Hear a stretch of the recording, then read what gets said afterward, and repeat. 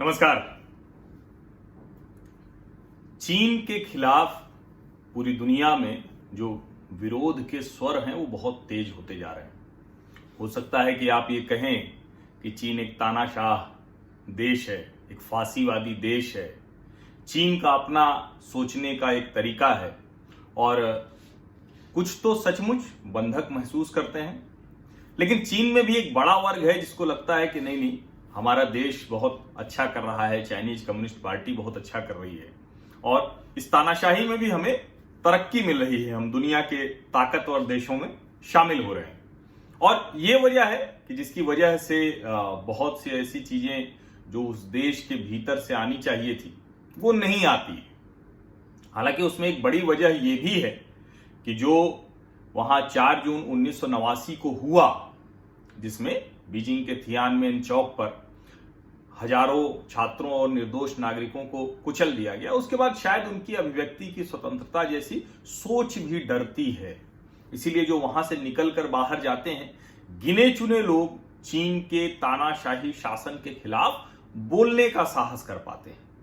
लेकिन कहा जाता है ना कि हम लोग तो हिंदू मान्यताओं को मानने वाले लोग हैं और हम ये मानते हैं कि कितना भी बलशाली दुष्ट हो, राक्षस हो, जो पाप का घड़ा है वो तो भरता ही भरता है। और कितना भी हो जाए, किसी को भी कोई जो लगातार अगर कोई गलत काम कर रहा है, सबके एक कहें कि किसी के पक्ष में नहीं खड़ा होता है, सबके खिलाफ खड़ा होता है, तो कभी न कभी तो उसका परिणाम उसको भुगतना पड़ता है। और अब चीन की स्थिति वही हो गई है। उसके अगल बगल जो भी देश हैं वो सब देश उसके खिलाफ खड़े हो रहे हैं। और जैसे आप लोग अक्सर खबरें पढ़ते होंगे तो आपको लगता हो कि अरे भारत क्या कर रहा है, भारत तो बहुत अच्छा।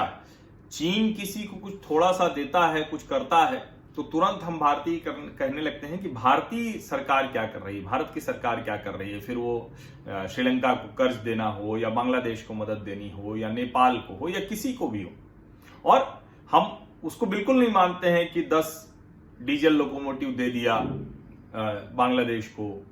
हमारे उनके बीच में जो कार्गो सेवा थी वो बड़े मजे से शुरू हो गई। बहुत सी चीजें हैं जो हो रही हैं लगातार बांग्लादेश के साथ भी, और चूंकि हम खांचों में देखने के आदी होते हैं तो इसलिए समझ में नहीं आता है। और मैं बांग्लादेश इसलिए कह रहा हूं कि बांग्लादेश के लोग भी चीन के खिलाफ प्रदर्शन में शामिल हुए। अब जब मैं कह रहा हूं कि बांग्लादेश के लोग शामिल हुए, वो सिर्फ बांग्लादेश के लोग नहीं शामिल हुए हैं। एक तरह से कहें तो चीन के आसपास वाला हर देश तैयार हो रहा है और वहां के लोग जो पीड़ा है, जो मानवाधिकारों का हनन है, उसके खिलाफ बोल रहे हैं। उसमें बांग्लादेश माइनॉरिटी राइट्स जो वहां की काउंसिल है वो लोग भी हैं, उस माइनॉरिटी राइट्स अलायंस। इसके अलावा जो कनाडा हांगकांग लिंक, अब ये सबसे महत्वपूर्ण है। जो टोरंटो में प्रदर्शन हुआ है कल, उस प्रदर्शन में जो एक कनाडा हांगकांग लिंक की बात है, और वहां जो भाषण हो रहे थे वो मैंने सुना उसको, तो उन भाषणों में यही कहा जा रहा था कि there is an alternative to fascist China, dictator China. और वो भारत की जब हम बात करते हैं तो यहां समृद्धि है, तकनीक है, सब कुछ है, लेकिन ऐसा नहीं है कि उसके साथ हम वैल्यू छोड़ दे रहे हैं, लिबर्टी छोड़ दे रहे हैं, फ्रीडम छोड़ दे रहे हैं। और सबसे बड़ी बात है कि डेमोक्रेसी वो वाइब्रेंट है, लाइव है। और वहां जो टोरंटो में कल प्रदर्शन हुआ है उसमें बड़ी संख्या में लोग शामिल हुए, क्योंकि बड़ी संख्या मतलब भारत जैसी रैली नहीं हुई, लेकिन वहां प्रदर्शन का तरीका होता है 100, 200, 400 लोग अगर एक साथ इकट्ठा होकर और वो प्ले कार्ड लेकर, झंडे लेकर किसी मुद्दे पर बातचीत करते हैं और आधे घंटे 1 घंटे उस विषय पर बात रखते हैं, तो वो बहुत बड़ी बात होती है कनाडा जैसे देश में। और वहां यही बात जो ज्यादातर लोग थे जो बोलने वाले थे वो ये कह रहे थे कि जिस चीज के लिए हम दुनिया भर से कनाडा आते हैं कि एक फ्री कंट्री है, एक शानदार देश है जहां अपनी स्वतंत्रता, आजादी, डेमोक्रेसी वो सब सबसे ऊपर है, वो अल्टरनेटिव चीन का भारत है।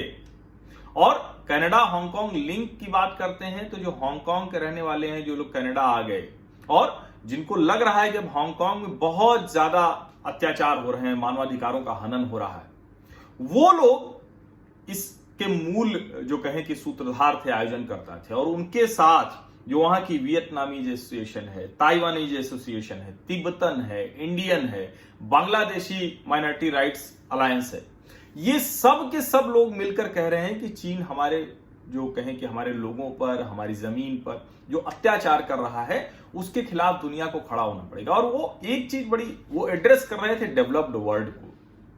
ये बड़ा महत्वपूर्ण है क्योंकि आज तो अच्छा है, आज हम लोग सुन रहे हैं कि डोनाल्ड ट्रंप बोल रहे हैं, अमेरिका की कंपनियां बैन कर रही हैं, जब भारत ने बैन किया तो पीछे पीछे सब बैन कर रहे हैं।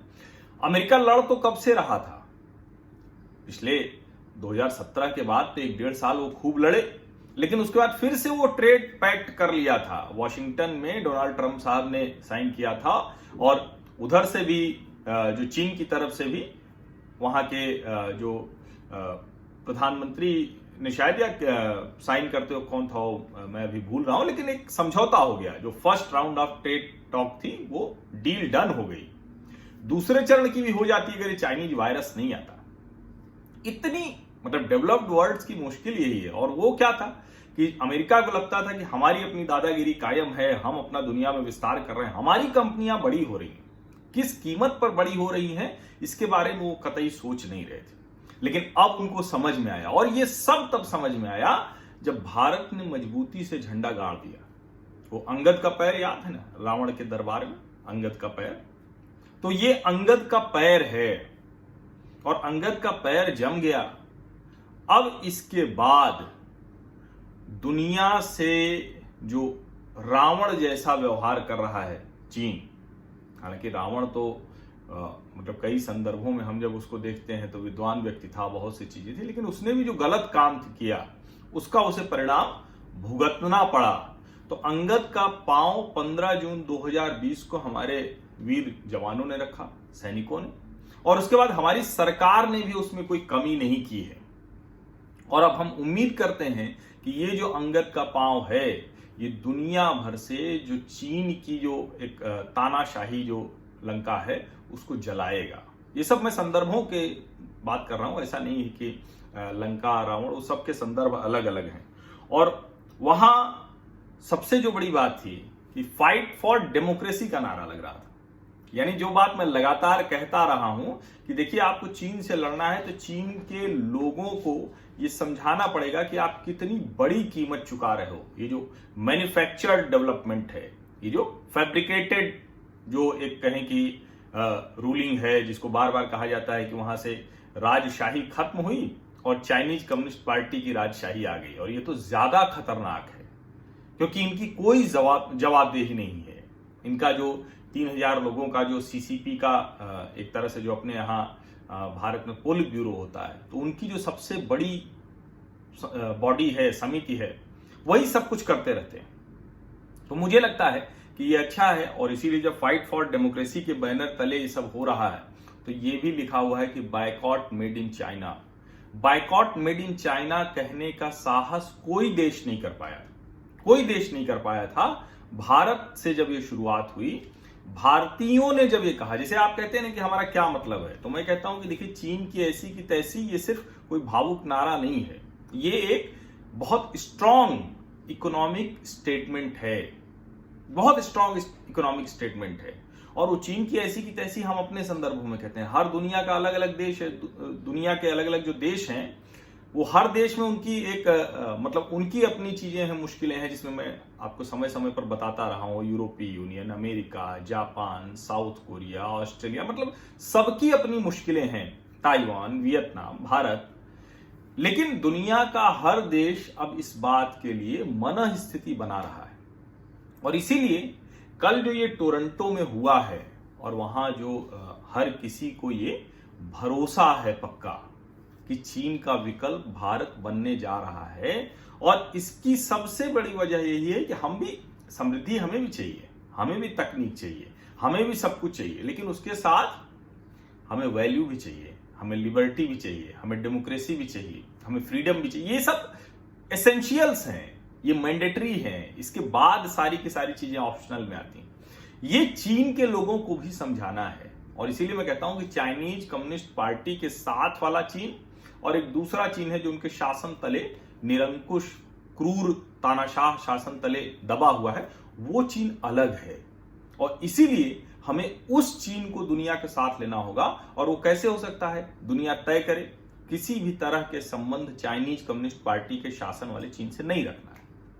ये तय करेंगे तो कुछ समय लगेगा, उसकी प्रक्रिया है, लेकिन उसके बाद निश्चित तौर पर आप यकीन मानिए कि हम उस तरफ बढ़ जाएंगे जहां चीन के लिए, चाइनीज कम्युनिस्ट पार्टी के शासन वाले चीन के लिए बहुत मुश्किल खड़ी होने वाली है। और उसका एक प्रमाण है जो टोरंटो में दिखा। बहुत बहुत धन्यवाद आप सभी लोगों का, और सब्सक्राइब जरूर कर लीजिएगा, नोटिफिकेशन वाली घंटी दबा दीजिएगा। धन्यवाद।